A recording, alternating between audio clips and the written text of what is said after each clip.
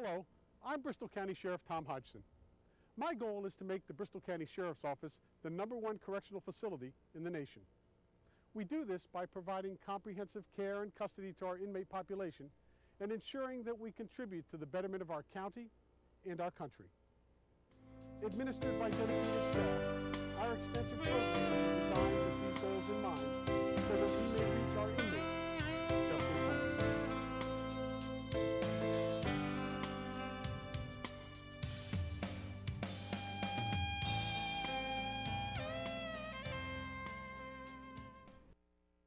First of all, let me say thank you to Professor Krumholtz, because this was her initiative from the very beginning, and we were so excited when she came to us and introduced the program. We thought it was certainly something that would be of value to our population here in the House of Correction, but we also thought it would be extremely valuable for the students. And as I've come to learn, this is Professor Krumholtz's sixth graduation, and I've come to learn over time that not only has it been incredibly beneficial for our population who live here, but also for the students from the standpoint that, as the professor was telling me, that the inmates here have been actually helpful in challenging the students on the outside by the level of work that you do and the way you read and your writing and so forth. And it's really been a great thing. And I think that was probably the thing that most impressed me about this program. That I think people have these preconceived notions, whether you're someone that's serving time here thinking, in some cases, wow, I don't really belong in college, I'm in prison. How am I ever going to make it in life? People don't expect me to be successful. I made a mistake in life, and how am I ever going to get ahead? And then there are the students, who could very well have their own impressions about, well, I'm on the outside and I'm going to be successful. But I think what we all figured out was knowledge and the opportunity to gain knowledge doesn't have anything to do with any of that.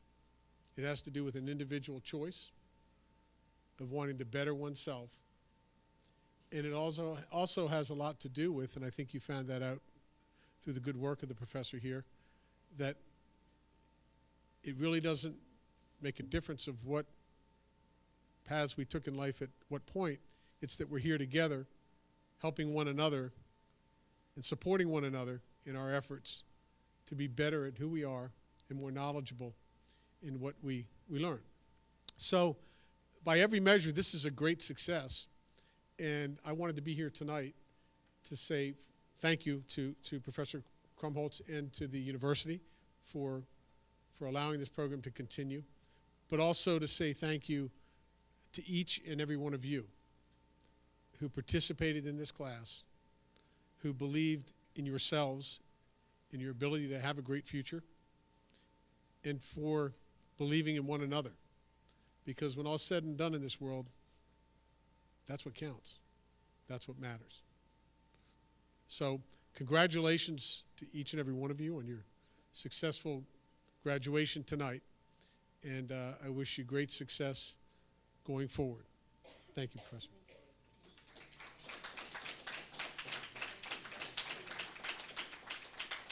This is the 6th time I've taught this course. It's just such a thrill as a teacher. I can't say enough about it. It does raise the level of dialogue. I'll tell you, I haven't taught this course. This course this semester was Justice and Society, and I haven't taught it in a number of years. And I'm teaching a section during the day, and what I learned in this class and from reading all of your papers has actually helped me figure out the material to teach the day class. You've really raised the level of dialogue here, and it's just been an absolute pleasure. I want to thank the Sheriff's Office for allowing this to happen, Sheriff Hodgson, Bernie Sullivan, who we sort of have this embarrassing mutual admiration thing happening, but he's like my angel, and this never would happen every year if it weren't for Bernie, and the fact that whenever I go crazy, I can just email him and say, come on, Bernie, how can we figure this out? And he always does, and so I can't say enough. We have Frank and Autumn who are going to be talking on behalf of the whole class, and then we've already had the sheriff talk. If anybody else from the jail would like to say anything, they're welcome to. I put a place in the program for folks from UMass. I don't know if you have anything to say, but I wanted to make sure there was space if anybody had comments, and especially memory, if you really, I'd be delighted if you wanted to say something. I saw the email advertising this class late last semester, and I immediately went ballistic. I had seriously considered double majoring in psychology and crime and justice studies. If I had devoted as much time in my life to learning piano as I have to watching shows like 48 Hours Mystery, Law & Order, CSI, etc., and reading books about serial killers until I can't find any more, I would be the next Mozart. When she was my age, my mother worked in the Bridgewater State Hospital library. She told me all sorts of stories about Bridgewater that were designed to scare me, but actually just made me completely enthralled. Class in a jail, with my classmates being half UMass Dartmouth students and half inmates. That's it. No more explanation needed. Let me add it. I want to be part of that class. Oh wait, what's the topic? Justice in society? Sure, whatever. I didn't even care about the topic. I cared about the setting, and that was why I came into this class. Because of the setting, because of the novelty of it. Because this is an experience that I am hopefully, probably, never going to have again. Not that I would mind coming back and having a class like this, but hopefully I don't find myself in jail for some other reason. Anyway. But that's not why I stayed here. That's not why I've come to class, every class, even when I had other commitments that I was missing out on, even when I was so sick that I felt like I was going to throw up, and even when I just wanted to be asleep. And let's be honest, I'm a senior with a job, an internship, and a crazy busy life. I want to be asleep a lot of the time. Somehow, and I can't tell you exactly when it happened, my perception shifted. This class stopped being great because of the novelty of being in a jail. There were classes, a lot of classes, where I actually briefly forgot that I was in jail at all. This class started to be great because of nothing more and nothing less than all of us sitting around and talking. You'd think that I could get that experience from normal college classes, but I haven't. And I don't think any of us have, not like this. There's something about this particular blend of people, something about our attitude and our life experiences that causes a lot of heated discussions and honest conversations. We want to talk, a lot. We talk over each other if we're not careful. There are so many hands raised during class discussions that you would think the question wasn't who wants to explain the categorical imperative, and instead the question is who wants free chocolate. We want to talk. Considering the people who I'm taking this class with, the willingness to speak and contribute should really not surprise me at all. The students in this class from UMass Dartmouth are honestly among the smartest, most outspoken, most devoted students I've ever shared a semester with. I don't think I've ever had a class that was quite this full of brilliant, articulate, and passionate college students before. Now, keep all of that in mind when I'm about to say the next sentence. The Inside students put us to shame. It was horrible. They turned in papers that were twice as long as ours. They were almost always caught up on the readings when we weren't. And they were unbelievably eloquent and intelligent in all of our class discussions. And in doing that, they didn't just make me work harder to earn my A's and check my unbridled insistence that I am a wonderful student. They completely changed my perception about the kind of people who are in jail. I'm not going to stand here and tell you that the people in this jail didn't do something wrong, because most of the time, that's not true. They did something wrong and they know it. What I am going to stand here and tell you is that whatever they did wrong does not make them inmates, with a capital I and nothing else for the rest of their lives. Whatever they did wrong does not make them inherently bad people by default. The men in this room are so complex, so multifaceted, and so interesting that to just slap a label on them and walk away is to deny them and yourself of something really wonderful, the chance to get to know them as people and not just as the crimes that they've committed. I can't even imagine this semester if I hadn't ripped off the inmate label that I had unconsciously placed on them all before walking in the door. I would have missed a lot. I've learned a lot from everyone in this class, regardless of whether they get in their car and drive away at the end of the night or whether they just walk down the hall and go to bed.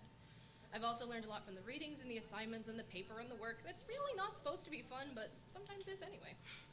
I think that this class with this group of people would have been amazing no matter what the topic was, but still, I'm glad that we had this to argue about instead of another topic.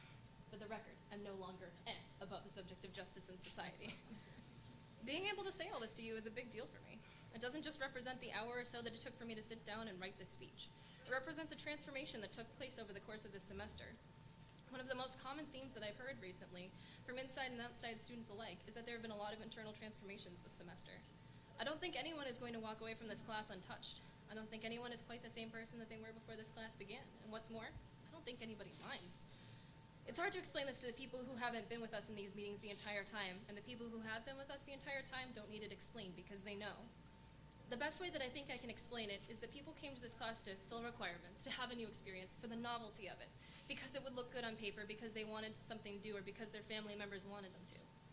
We came here for different reasons, but we all stayed here for the same reason, which was getting the chance to learn with and from each other.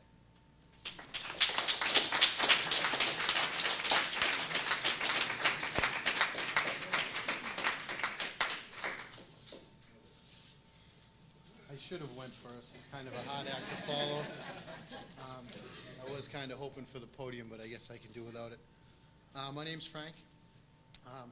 I'd like to start off by saying good evening to everybody, and I appreciate you guys all coming.